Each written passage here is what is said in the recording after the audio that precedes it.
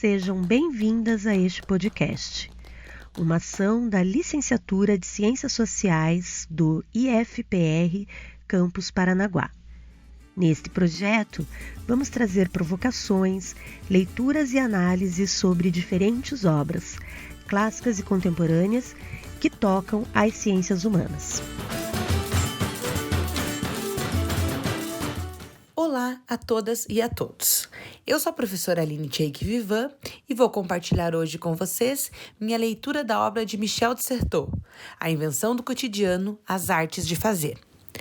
Mas antes de começar essa conversa, queria contar para vocês um pouco de como essa professora de educação física aqui foi se interessar por essa obra. Desde o primeiro ano da licenciatura em Educação Física, lá na UFPR, me apaixonei pelas discussões do lazer, tentando entender as possibilidades e as escolhas das pessoas nesse tempo e espaço. Logo no segundo ano, eu já participava da iniciação científica, inseridas no GEPLEC, que é o Grupo de Estudos e Pesquisas em Espaço, Lazer e Cidade.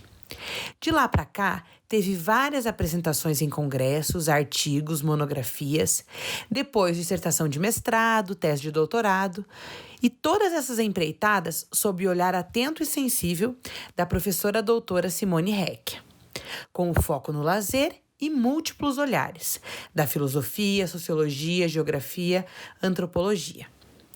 Além desses olhares, gostaria de destacar que nessa trajetória sempre tive a oportunidade de pensar na pesquisa como um dos pilares do meu exercício discente e depois docente.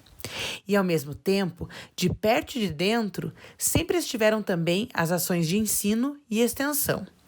Então, além de estudar o lazer, eu trabalhei e trabalho com lazer, ensino sobre lazer e aprendi a ver nas ações cotidianas muitas explicações para a realidade.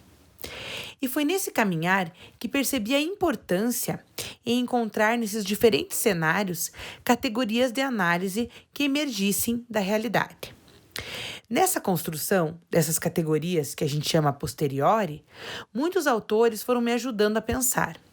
Geertz, Bourdieu, Milton Santos, Jane Jacobs, Santin, mas sem dúvidas, Certeau invadiu meus pensamentos e seus conceitos me ajudaram a organizar as realidades que escolhi revelar.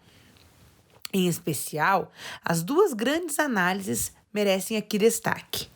Uma no mestrado, em 2010, com a minha dissertação, O Lazer na Infância, Possibilidades e Limites para a Vivência do Lazer em Espaços Públicos na Periferia de Curitiba, Paraná, com ênfase na ideia de apropriação, e anos mais tarde, no doutorado, defendido em 2016, com a tese Da Recreação e Lazer para o Lazer e Sociedade, as maneiras de fazer acadêmico no campo do lazer ligadas à área da educação física, mapeando na realidade acadêmica categorias como retórica, estratégias, táticas e astúcia. Entre o desvendar das maneiras de fazer, fui tecendo reflexões sobre o lazer, ora na comunidade vulnerável do bairro Uberaba, em Curitiba, que foi o campo da dissertação, ora sobre o desenvolvimento do tema lazer na comunidade científica. Destaco essa obra de Certeau, A Invenção do Cotidiano, Artes de Fazer, por representar esses marcos analíticos na minha trajetória. Certeau foi jesuíta, teve uma forte formação nas áreas em filosofia, letras clássicas, história e teologia, atuando também como psicólogo, sociólogo e antropólogo. Um pensador que queria fazer diferente.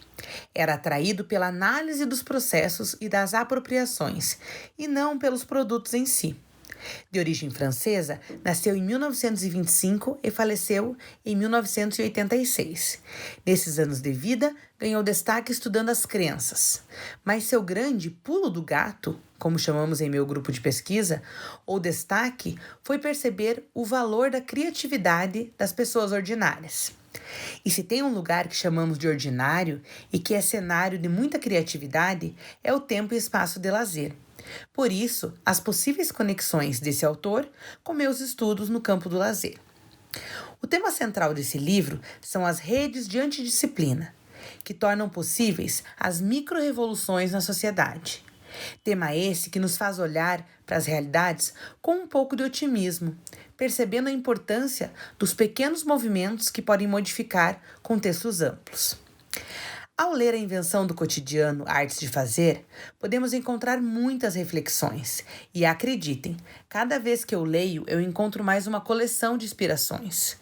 Para ir deixando pistas, destaco que o autor busca esboçar uma teoria das práticas cotidianas, para extrair do seu ruído as maneiras de fazer. Ou seja, o que o autor chama de especificar esquemas operacionais nos ajuda a definir formas de pesquisar ou de entender a realidade, buscando nas partes a compreensão de um todo, as semelhanças, as regras e o que foge a elas, procurando categorias comuns e com elas descobrir se é possível entender um conjunto de práticas. O que fica claro é essa busca na valorização do ordinário, a partir da análise das ações cotidianas e busca dos pontos convergentes. Aproveitando esse tempo, me empenhando para seduzir vocês para a leitura dessa obra, na sequência vou apresentar algumas das categorias mais caras para mim apresentadas pelo autor nessa obra. O tema central é a antidisciplina e como isso se reflete na compreensão da realidade. Sendo assim, continuando a revelar algumas pistas, compartilho meu entendimento sobre algumas dessas categorias, tais como a estratégia, que define, isola, distingue um próprio para exercer o poder, ou seja, a estratégia impõe. Já a tática vai em busca de alternativas, novos caminhos, pois como não possui esse próprio, busca sobreviver, jogar em busca do próprio do outro. Ou seja, a tática manipula o que foi estabelecido pela estratégia. E por fim, o conceito que mais temos colocado em prática no contexto atual, a astúcia, ou seja, o que os dominados fazem com o que lhes é dado. A astúcia representa então a resistência. Outro ponto que nos é próximo nessa obra é em relação ao como fazer ciência. O autor mostra alguns conflitos que até hoje são comuns no nosso cotidiano científico. Em especial, destaca a importância do olhar do ordinário em relação ao do perito, ou melhor, a necessidade de escutar o sujeito ordinário, o comum, para esclarecer ou ajudar a formar o olhar do perito. Na prática, podemos interpretar como a necessidade de dar voz aos sujeitos para a criação de conceitos, teorias, análises, para se fazer ciência. Nas palavras do autor, houve uma separação entre o pensamento científico e as práticas cotidianas, e há uma necessidade de reconduzir as práticas e as línguas científicas para o seu país de origem, a vida cotidiana. Sendo assim, procura-se compreender as múltiplas facetas das maneiras de fazer de cada campo delimitado, sem deixar de considerar as forças, especialmente as resistentes, que nelas interferem, enumerando estratégias, táticas e astúcias, mapeando as diferenças, buscando identificar as marcas que cada sujeito busca deixar no comum. Para Certeau, é nas atitudes cotidianas dos sujeitos, ditos ordinários, através das micro-resistências, que a resistência criativa se constrói. E assim, podemos acreditar nas transformações nesse espaço, onde o consumo pode alterar o objeto, ressignificando-o, acomodando-o a novos interesses. Convido para fechar todos e todas a acessarem o arquivo no Drive Bibliosociais e também outras referências citadas. Um abraço virtual com votos de que, em breve, poderemos aglomerar para outras reflexões. Boas leituras e até breve!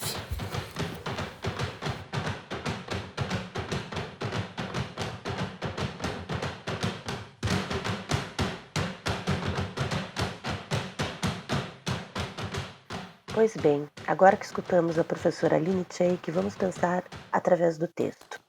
Como voltar o olhar para a cultura ordinária, dando voz aos sujeitos, pode contribuir para entender a realidade que nos cerca? De que forma compreender o que as pessoas fazem no seu tempo e espaço de lazer pode nos ajudar a compreender a realidade em que estão inseridas? Qual a importância das escolhas no tempo e espaço de lazer dos indivíduos para as micro-revoluções? Muito bem, nos encontramos então no próximo podcast.